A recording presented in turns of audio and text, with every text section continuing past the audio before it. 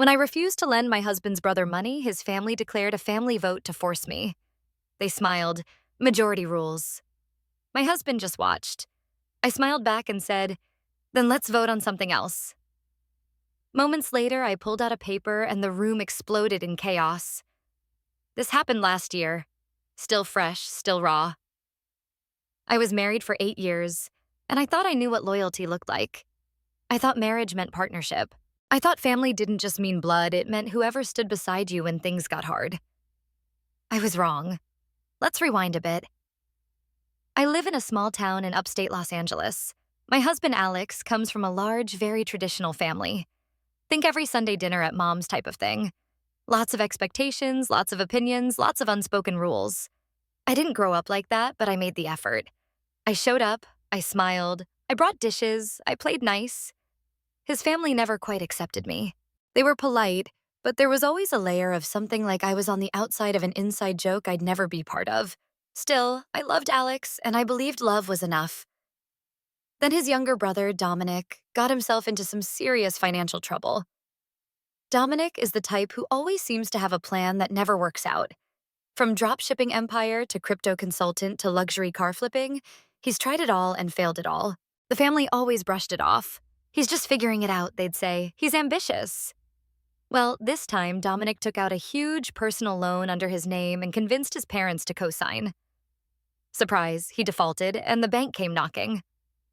I guess they assumed I'd be the safety net. I work full-time as a surgical nurse. I'm good with money. Alex and I have no kids, and over the years, I've been pretty disciplined with our savings. So naturally, Dominic shows up to our house one day with this whole sob story about needing $18,000 just for a few months. I told him no politely, calmly. I explained that our money was tied up in house repairs and that I wasn't comfortable lending that amount to someone with a track record like his. He didn't argue. He just nodded, said he understood, and left. I actually felt bad for him for a second until 3 days later, when I got invited to a family meeting. It was at Alex's parents' house. I walked in, and every sibling, every spouse, the parents, everyone was there except Dominic, weirdly. He was running late. They were all smiling in that overly nice way that makes your skin crawl. Then it started. Alex's dad said they'd been talking as a family. They were concerned about Dominic. They knew I had the money, and they decided that since Dominic's situation affected all of them, they should handle it democratically. And that's when they said it. We're calling a family vote. A family vote like I was some hostile corporate takeover target. I looked at Alex, waiting for him to shut it down. He didn't. He just looked tired, or maybe scared, hard to tell. I asked, "You're serious?" His mom said, "Yes, majority rules. That way it's fair, like this was some courtroom and not my life." I stayed quiet. They voted. Every single person voted yes that me and Alex, should lend Dominic the money. Then they all looked at me, waiting, like I was just supposed to agree because they'd done some weird culty ritual. I nodded slowly and said, "Okay, let's vote on something else now." There was some confused silence. My voice stayed calm, flat. I reached into my purse and pulled out a manila envelope. I slid it across the table toward Alex. He looked confused. His dad said, "What's this?" I said, "It's a copy of the quitclaim deed for the house Alex and I live in, the one we fully own. My name is the only one on the title." More silence. I opened the envelope and pulled out a second paper. "And here's a notarized prenup amendment I had drawn up last month. Since you all like votes, I thought I'd make sure my assets are clearly separated. Alex, I left a copy on your nightstand last week, just in case." His mother looked like she'd swallowed a lemon. His sister's jaw dropped. His father's face went red. I looked directly at Alex. "So, do you want to have another vote? This time about whether we stay married?" He didn't answer. The room was dead quiet. Then Dominic walked in, and that's when everything really fell apart. Dominic walked in casually, like he hadn't just thrown a grenade into my marriage. He gave that same half smile he always had smug, like the world was supposed to bend for him. "Sorry I'm late," he said, flopping into the only empty chair at the table like this was some kind of brunch. He looked around, noticed the envelope on the table, saw everyone's faces. What did I miss? He asked, grinning. No one answered him. His mom cleared her throat and said, "We were discussing options." I looked directly at Dominic. I told them no. He tilted his head. Yeah, and we voted. I smiled just a little. Right, and I voted too with legal documents. That wiped the grin off his face. I could see his brain working, trying to figure out where his backup went. That's when it hit me. He didn't know about the prenup change. He didn't even know I was serious. He looked to Alex. Dude, what the hell? Alex just sat there, still not saying anything. So Dominic snapped. He stood up and said loudly, "You're just going to let her do this? Let her embarrass us like this?" Us. That one word made something snap inside me. Like I wasn't a person anymore, just some outside enemy. Alex opened his mouth, but still said nothing. That's when Alex's dad slammed his fist on the table. "This is not how family works," he shouted. "You don't bring lawyers into a family matter. You don't draw lines in the sand like this. We are not strangers." I leaned forward. "You made it a business transaction when you voted like a boardroom. You treated me like a bank account. I responded in kind." His face turned purple. That's when the second twist dropped. Alex's sister, Lizzie Quiet, always keeping to herself, spoke up. She said, "You know what? I'm tired of pretending too." Everyone turned to her. "I lent Dominic money last year, $10,000. Never saw it again. I didn't tell anyone because I didn't want to cause drama, but watching you all corner her like this, I'm done staying silent." The silence was deafening. Dominic blinked. "What are you talking about?" Lizzie laughed a hollow, bitter laugh. "You promised to pay me back within 6 months. You told me you were flipping a Tesla and needed cash fast. You ghosted me after I wired it." Dominic looked to his mom. "She's lying." But something shifted in the room like a fog lifting. That's when Alex's youngest brother, Vincent, jumped in. "I thought I was the only one," he said quietly. "I gave him $5,000 on my credit card. He said he needed it for a course. That was 2 years ago." Suddenly, it was like a dam broke. One by one, people started speaking up, a cousin, an uncle. Even Alex's mom looked like her stomach had dropped. Turns out Dominic had been leeching off everyone bit by bit, always with a promise, always with a lie. I just sat there, silent, watching it all crumble. Dominic tried to yell over them. You're all just trying to make me look bad." I leaned back in my chair. "You didn't need help with that." He turned to Alex, now panicked. "Say something, man." Alex finally looked at me, and all he said was, "When did you get the prenup changed?" There it was. Not, "I'm sorry," and not, "Let's go home and talk." Not even, "You were right," just that. I stared at him for a long time. My throat tightened, not from sadness, just exhaustion. "About 6 weeks ago," I said, right after Dominic's last opportunity came up. His mom was crying now. His dad sat down like the fight had drained out of him. Dominic stormed out of the room. Nobody followed. I grabbed my purse. Alex stood up like he was going to follow me. I held up a hand. "Don't." And I left. But the story didn't end there. Later that night, I got a message from Lizzie. She wanted to talk. What she told me changed everything I thought I knew about Alex's family and about my marriage. Let me know if you want part 3. Trust me, it gets darker. That night, I didn't sleep. I lay in bed with my eyes open, staring at the ceiling, trying to feel anything: anger, sadness, clarity. Nothing came, just a ringing silence. Around 2 a.m., I finally opened the message from Lizzie. She just said, "Can we talk?" I know stuff I didn't say earlier. I think you deserve to know. We met the next afternoon at a little coffee shop in town, neutral ground. Lizzie showed up looking tense, but there was a weird calm in her eyes. She didn't waste time. "I don't know how to say this without making it worse," she started, "but I've been waiting for someone to finally see through Dominic and maybe Alex too." That last part hit me in the chest. I asked her what she meant. She took a breath. "Dominic's been a parasite for years. But Alex, He's not just a bystander. I didn't get it. Then she said something that made my stomach turn. You know that crypto thing Dominic did last year, the one that blew up and left him broke? I nodded. She said, Alex was in on it. They did it together. That's where most of Dominic's debt came from. I stared at her. No words. She pulled out her phone and showed me screenshots, messages, emails, even a payment trail. Alex wasn't just aware of Dominic's disasters. He was in them helping, covering, even transferring money between his and Dominic's accounts. I felt the room tilt, like I wasn't in my body anymore.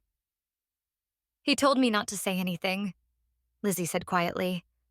Said it would just make things worse, and he promised to make it right. I believed him, but now I see he was protecting himself. I whispered, he used our savings. She looked at me, didn't answer. She didn't have to. I suddenly remembered something. 3 months ago, I'd noticed a big withdrawal from one of our accounts. Alex said it was for emergency house repairs. He even showed me a fake invoice. I believed him. I felt sick. Lizzie reached out and touched my hand. You weren't crazy. You were never crazy. I nodded slowly, then asked, why are you telling me now? She hesitated and then said, because I found out something else. I braced myself. Alex and Dominic went to your parents last month. Tried to borrow from them too. I blinked. What? They told your parents you were thinking of investing in Dominic's new business. Wanted to get them in before it launched. Your mom called me after you left last night, worried. That's when I realized they're not just using you, they're trying to sell you. I couldn't breathe for a second. They went behind my back, used my name, used my reputation to trick my own parents. I stood up. I had to move. Think. Do something. Lizzie grabbed my arm. I know you're angry, but if you're going to do anything, be smart. Be one step ahead. I'll help. I asked her what she meant. She smiled, not in a happy way. A tired, sharp smile. I've been documenting everything for years, bank records, texts, emails, screenshots. You want to make a clean break, you'll need receipts. That was the moment the numbness cracked. Something in me snapped into place. I wasn't going to let them play me anymore, not Alex, not Dominic, not any of them. I looked Lizzie in the eye. Send me everything. And she did. By the end of the week, I had enough evidence to bury them financially, emotionally, and legally if I wanted to. But I wasn't finished yet, because the more I dug, the more I found. Turns out Alex had another secret one that had nothing to do with money.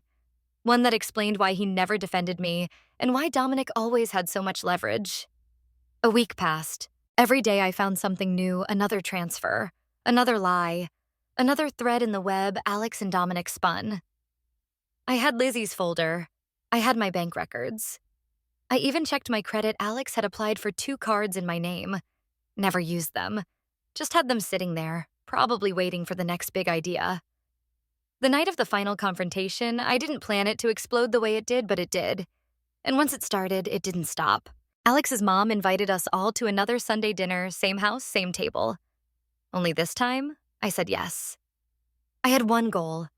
I wanted them all in one place. When we arrived, the atmosphere was fake friendly, forced smiles, tense laughter. They thought the storm had passed. Alex sat beside me like everything was fine. He kept checking his phone, but smiled whenever someone looked. Dominic wasn't there running late again. Fitting. I waited until the food was served, drinks poured, and everyone was comfortable. Then I stood up and said, I think it's time for one more vote. They froze. Alex looked at me like he didn't understand. I pulled out a small stack of papers from my bag. I didn't drop them dramatically. I didn't raise my voice. I just laid them on the table, one by one. This, I said, pointing, is proof of a joint bank account between Alex and Dominic, opened 3 years ago. Transferred nearly $60,000 total, most of it from our accounts, some from loans.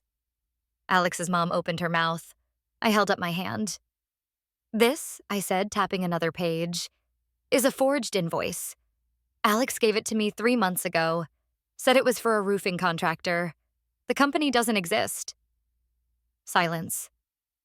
And this, I held up the last page, is a copy of an email sent to my parents using my name, promising them equity in Dominic's fake startup. Alex, you used yourself. His face drained of color. Nobody spoke, so I kept going. I thought Dominic was the only con artist, but you... I turned to Alex. You're just better at hiding it. You knew I'd never say yes, so you worked around me. Used me. His mom whispered, "That can't be true." Lizzie spoke up from the far end of the table. "It is." She pulled out her phone. "I've got copies of the messages, too. Alex asked me to cover for him when he took out the money. Told me he'd handle it before she noticed." Alex finally stood, angry now. "What do you want from me, huh? I was trying to fix things. Dominic was in over his head. I didn't think—" "You never think." I cut him off. "You scheme. You lie. You protect him because he knows your secrets. That's why you never defended me, isn't it?" He looked at me, and for the first time in this entire mess, he looked guilty. I stepped closer. "What does Dominic have on you, Alex?" Silence. He blinked, swallowed, then muttered, "It's not like that." "Then what's it like?" He looked around the table, then at his dad, then at Lizzie, then he broke. He covered for me. Years ago when I got into legal trouble at a job falsified reports. I could have gone to jail. He took the blame. I owed him. Dead quiet.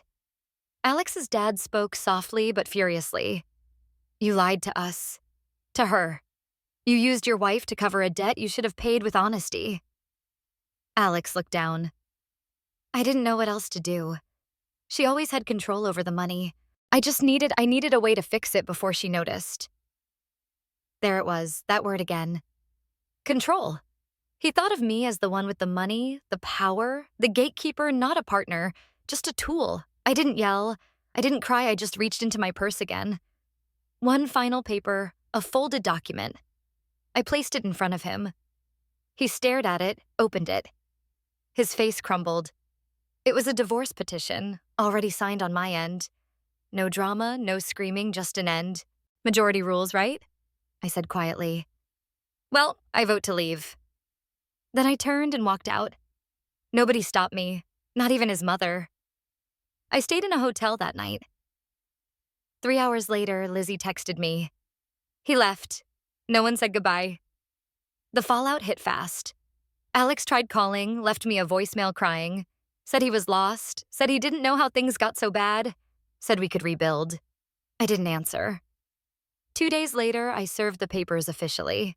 Turns out the prenup amendment and documentation saved me more than just money. It saved me years of dragging out a divorce. I didn't know guilt. Lizzie kept helping. She actually decided to take legal action against Dominic for the unpaid loan. Dominic vanished for a bit, deleted socials. Rumors say he's living in New Jersey now, working under a fake LLC. Alex moved back in with his parents. The family dinners stopped. I wish I could say I walked away clean. I didn't. There were nights I cried myself sick. Nights I questioned everything 8 years with someone who looked me in the eye and still chose lies over truth. It haunts you. But now, I sleep peacefully for the first time in years. And if there's one thing I learned when someone says majority rules, remember this. You don't need a vote to leave a burning house. You just need the courage to walk out the door. And I did.